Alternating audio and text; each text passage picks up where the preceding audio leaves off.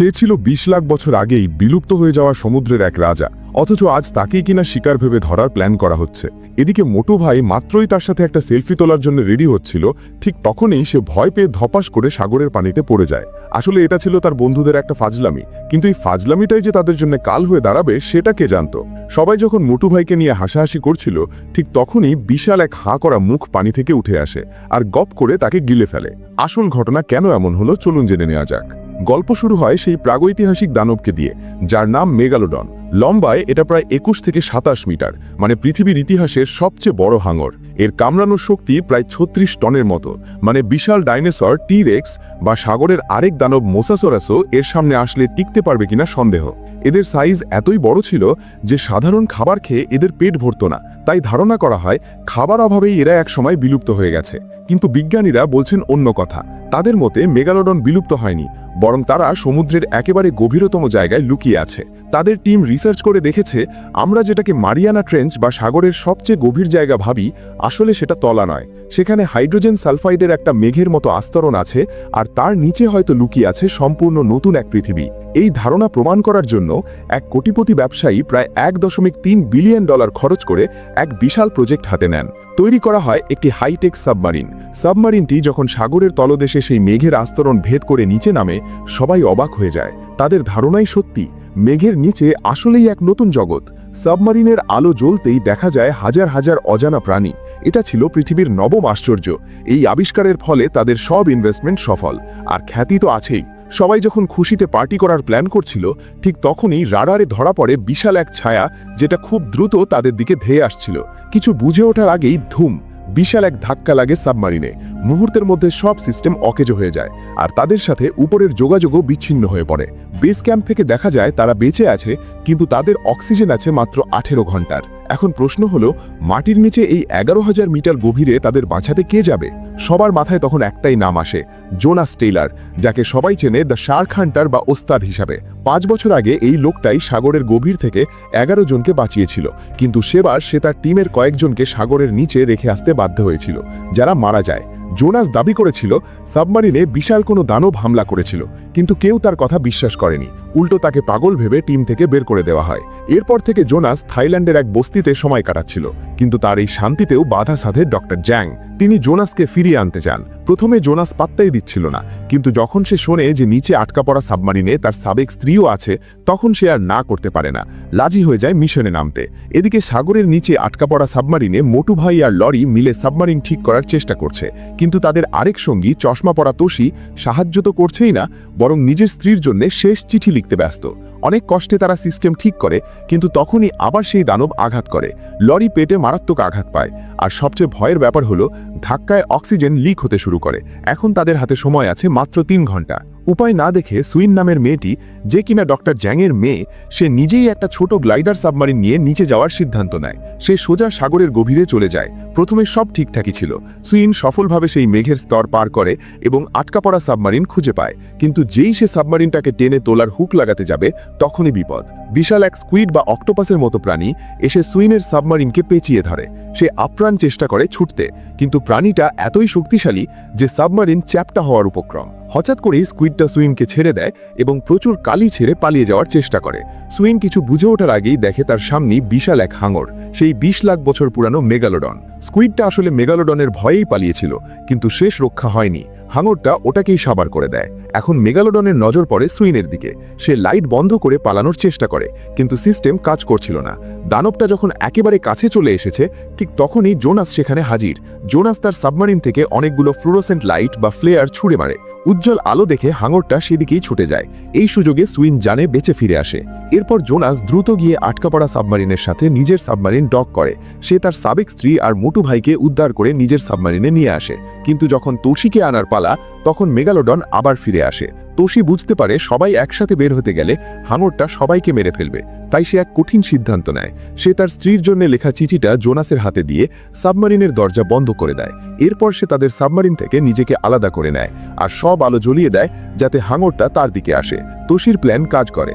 দানবটা তাকেই আক্রমণ করে, আর এই সুযোগে জোনাস বাকিদের নিয়ে উপরে উঠে আসে। তোশি নিজের জীবন দিয়ে বাকি বাকিদের বাঁচিয়ে দিয়ে যায়। সবাই যখন উপরে ফিরে আসে তখন মনে হচ্ছিল বিপদ কেটে গেছে, কিন্তু আসলে বিপদ মাত্র শুরু।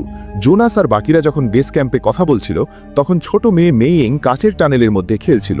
হঠাৎ সে দেখে বিশাল এক তিমি খুব দ্রুত জানালার দিকে আসছে, কিন্তু তিমিটা কাছে ধাক্কা লাগার আগেই গপাস, বিশাল এক কামড়। মুহূর্তের মধ্যে বিশাল তিমিটা গায়েব হয়ে যায় এবং রক্তে লাল হয়ে যায় পানি।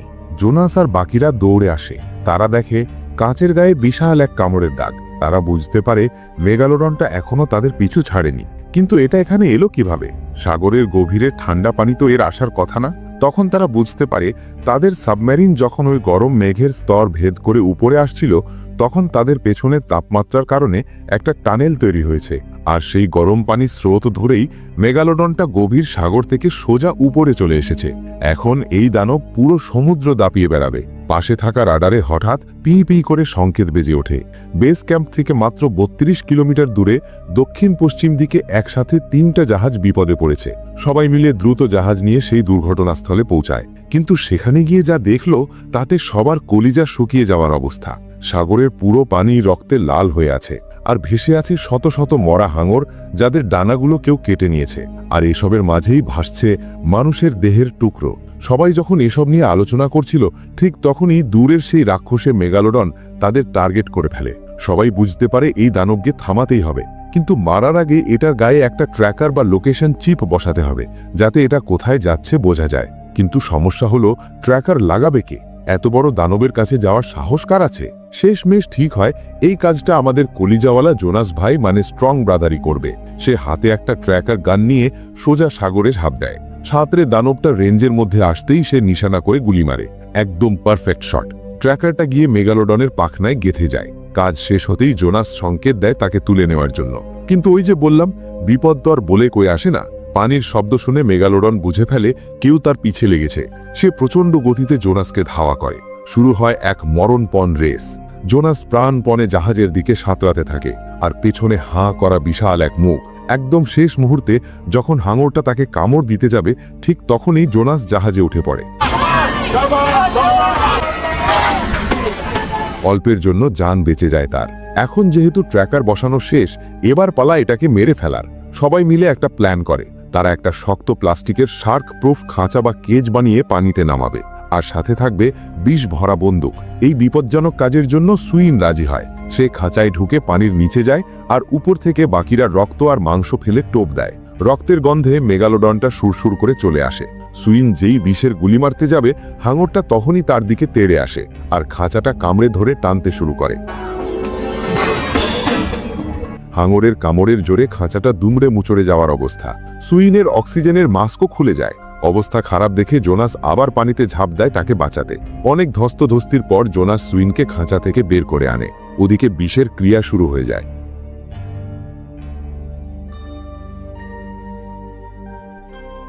মেগালোডনটা ছটফট করতে করতে একসময় নিস্তেজ হয়ে মারা যায়। সবাই মহা খুশি। দানবটাকে ক্রেন দিয়ে টেনে জাহাজের ডেকে তোলা হয়। সবাই ভাবছে আপদ বিদায় হয়েছে। মোটু ভাই তো খুশিতে গিয়ে মরা হাঙরটার সাথে সেলফি তোলার পোজ দেয়। ঠিক তখনই হাঙরটা নড়ে ওঠে। ভয়ে মোটু ভাই ধপাস করে পানিতে পড়ে যায়। আসলে এটা ছিল তার বন্ধুদের ফাজলামি। হাঙরটা সত্যিই মরে গেছে, কিন্তু আসল খেলা তো তখনও বাকি। মোটু ভাই পানিতে হাসাহাসি করছে, হঠাৎ পানি ফুঁড়ে উঠে আসে আরেক দানব। এটা আগেরটার চেয়েও সাইজে দ্বিগুণ বড়। এক কামড়ে সে জাহাজের ডেকে থাকা মরা মেগালোডনটাকে গিলে ফেলে এবং ধাক্কা দিয়ে পুরো জাহাজটাই উল্টে দেয়। আসলে তারা যেটা মেরেছিল সেটা ছিল বাচ্চা মেগালোডন, আর এখন যেটা এসেছে সেটা হলো এটার মা। জাহাজ ডুবে সবাই পানিতে ভাসছে। দানবটা আবার ঘুরে আসছে তাদের খাওয়ার জন্য। তখন তাদের এক সাহসী সঙ্গী অন্যদের বাঁচানোর জন্য নিজের জীবন বাজি রাখে। সে পানিতে শব্দ করে হাঙরটাকে নিজের দিকে টেনে নেয়। দানবটা তাকে গিলে খেয়ে ফেলে, আর এই সুযোগে জোনাস আর বাকিরা লাইফ বোট নিয়ে পালানোর চেষ্টা করে, কিন্তু দানবটা তাদের পিছু ছাড়ে না। ঠিক তখনই উদ্ধারকারী হেলিকপ্টার চলে আসে এবং হাঙরটার দিকে গুলি চালাতে থাকে। গুলির শব্দে ভয় পেয়ে মেগালোডনটা গভীর পানিতে পালিয়ে যায়। সবাই কোনো মতে বেস ক্যাম্পে খেয়ে আসে এবং সরকারকে সব জানায়। সরকার থেকে 2টো যুদ্ধজাহাজ পাঠানো হয়, কিন্তু তারা পৌঁছানোর আগেই রাডারে আবার সংকেত আসে।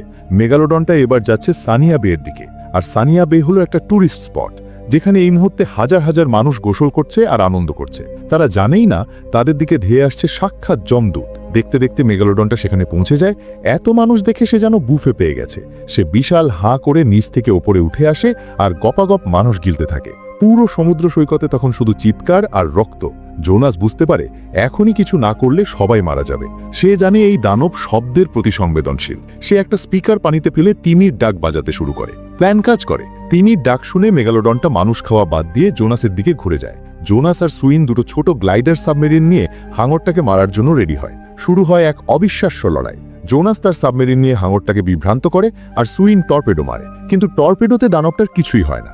উল্টো সে খেপে গিয়ে জোনাসকে ধাওয়া করে। আকাশে তখন মিডিয়ার হেলিকপ্টারগুলো এই দৃশ্য লাইভ দেখাচ্ছিল, কিন্তু উত্তেজনার বশে দুটো হেলিকপ্টার একে অপরের সাথে ধাক্কা খেয়ে সাগরে পড়ে যায় এবং বিস্ফোরণ ঘটে। এদিকে জোনাসের সাবমেরিনের অস্ত্রও শেষ।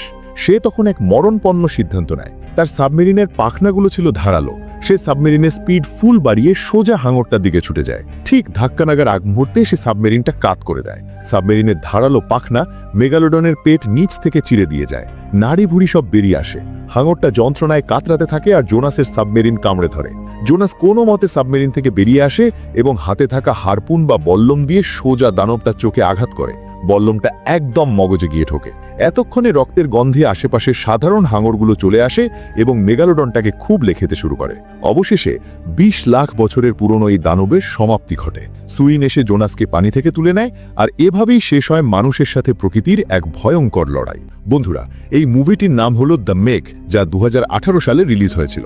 IMDb-তে এর রেটিং 5.6 হলেও এটি সায়েন্স ফিকশন এবং থ্রিলার প্রেমীদের জন্য দুর্দান্ত একটি সিনেমা। মুভিটির বিশেষত্ব হলো এর ভিজুয়াল ইফেক্টস এবং জেসন স্ট্যাথামের অসাধারণ অ্যাকশন। মানুষ কেন এই মুভিটি বারবার দেখে? কারণ মানুষের অবচেতন মনে সমুদ্রের গভীরতা নিয়ে এক অজানা ভয় কাজ করে, যাকে বলে থ্যালাসোফোবিয়া। পরিচালক খুব চতুরতার সাথে সেই ভয়টাকেই পর্দায় ফুটিয়ে তুলেছেন। আপনি যখন এই মুভিটি দেখবেন, আপনার মনে হবে আপনি নিজেই সেই গভীর সমুদ্রে আটকা পড়ে আছেন। এতক্ষণ সময় নিয়ে ভিডিওটি দেখার জন্য অনেক ধন্যবাদ। ভিডিওটি ভালো লাগলে লাইক দিতে ভুলবেন না, কারণ আপনার একটা লাইক আমাকে পরবর্তী ভিডিও বানাতে উৎসাহ দেয়। আর এমনই সব রোমাঞ্চকর মুভি এক্সপ্লেনেশন দেখতে চাইলে চ্যানেলটি সাবস্ক্রাইব করে আমাদের সাথেই থাকুন।